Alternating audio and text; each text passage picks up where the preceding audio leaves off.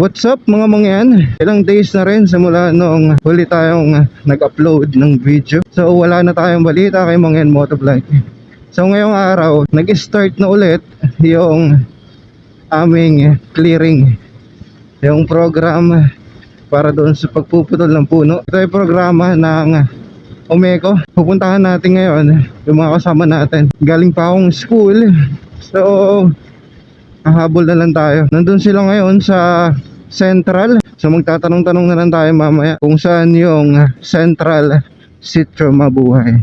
So ngayon lang ulit tayo magkakaroon ng update dahil sobrang hirap gumawa ng content. Madalas umuulan, tapos may pasok, walang oras, pasundot-sundot lang. So itong clearing, dito tayo nagsimula noon. Yun yung aking first vlog, pero nahinto yun dahil parang everyday umuulan. Hindi na natuloy yung clearing hanggang sa natapos na lang yung kontrata. At ngayon another contract na naman. So sana wag namang umulan palagi para naman kumita tayo, no? Isa rin kasi ito sa malaking tulong sa akin talaga dahil dito ako kumukuha ng pambayad ng motor, panggasto sa school. So habang nasa biyahe tayo, so kwentuhan muna. So meron akong mga naririnig, nakikita na mga usapin tungkol doon sa mga working student. So bakit daw po merong working student? So dapat daw kapag aral-aral lang, kapag katrabaho, trabaho lang. Ayan yung mga linyahan ng mga teacher, ng mga taong hindi nakaranas mawalan ng pera. Bilang isang estudyante, nararanasan namin hindi kumain sa tanghali.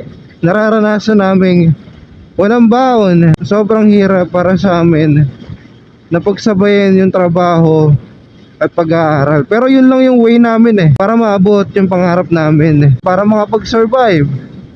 'Di ba? Siguro hindi nyo danas o may mga tao talaga na talagang umaasa sa magulang.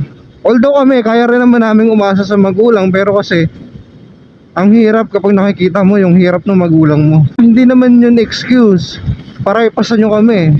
Hindi yun excuse para malamangan namin yung iba. Syempre nakadepende pa rin yun sa amin. Nakadepende yun sa inyo kung ipapasa nyo kami, kung talagang kapasa-pasa ba kami. Pero sana naman pagdating sa usapin ng pagiging working student namin, sana magkaroon tayo ng konting pag-unawa dahil hindi lahat kayang pag-aralin ng magulang. Yun lang, sana maging patas tayo pagdating sa gantong bagay. So dito na tayo ngayon sa Central. So magtatanong-tanong tayo kung saan ba yung Sitio Mabuhay. Ito kay Manong. Bossing, saan dito yung Sitio Mabuhay? Sitio Mabuhay. May lagpas na ba? Saan banda?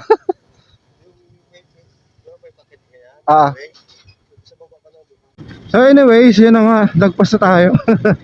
Sobrang layo na pala ng narating natin. Nakala ko kasi doon lang yung boundary noong Central. Central pala to. Ang hirap pag hindi gala no?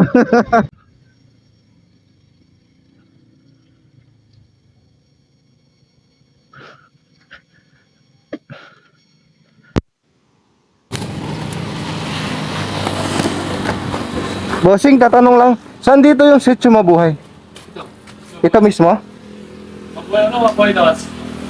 May dos pa ba? Meron bang dos? Oo, nasa loob. Ito? Napasok dyan. Sige, titignan ko lang yung mga kasama ko, nag-clearing ba? Nagpuputol? Ay, Umeka? Oo. Ando sa loob. Dito sa lab? Bukas sila dyan. Okay, thank you Shoutout sa mga taga Sitio Mabuhay. So hanapin muna natin yung mga kasama natin May ganito dito Ngayon lang ako nakapasok dito, pero ang ganda. So ito yung trabaho namin. Yung mga puno na malapit na dun sa linya ng kuryente, yun yung pinuputol. Dahil isa yun sa pinaka delikado dahil pwedeng mawala ng kuryente. Then doon naman sa mga may-ari ng mga puno, sana maging responsible din po tayo pagdating sa mga puno natin. Lalo na kapag alam naman nating pwedeng makadisgrasya. Ang ganda dito, no? Baryong baryo. Maliwalas. Okay lang yung maraming puno eh. Pero wag lang doon sa part na merong mga wire ng kuryente. Kasi pwede mag-cause ng sunog, 'di ba? Ito na ata yung mga kasama ko. Ayan, oh.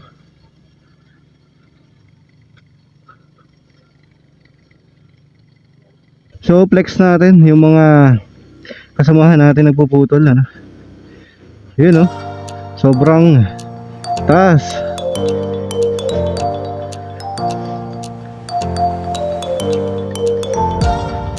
Sobrang dami nila dito. Sobrang lalaki ng mga puno eh.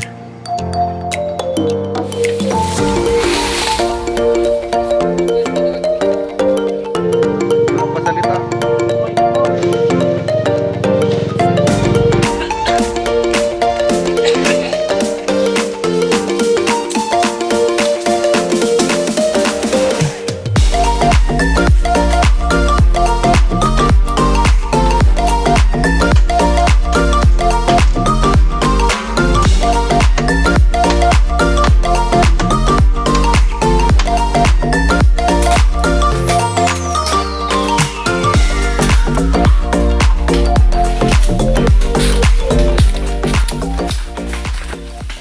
So palabas na tayo ngayon. I-check lang kung meron pang mga nakaligtaan putulin. Mahirap kasi kapag merong kahit isa lang na natira, so mare-reject. So hindi babayaran yan. Ano yan? Yung mga pinutol ng mga bata, uulingin daw.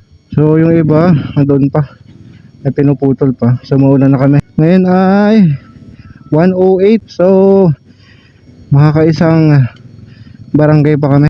Hindi barangay, sitio lang ata. So lilipat tayo dun sa ibang sitio. Medyo maaga pa. Okay, so palabas na tayo ngayon. Nalista na rin natin lahat at na-check na rin yung mga tinabas. Kasi mahirap kapag tinabasan mo lahat tapos mayroong isa na matitira. So mare-reject lang din. Para kahit papaano, hindi naman masayang yung pagod ng ating mga taga-putol. Sobrang simple ng buhay dito. So shout out ulit dito sa mga taga Central Sitio Mabuhay 2. Oo nga pala guys, gusto ko ulit magpasalamat doon sa mga supporters natin sa aking channel na Mangyan Motovlog ay nagkaroon na ng 1K subscribers. So nakapasa na tayo doon sa unang requirements ni YouTube.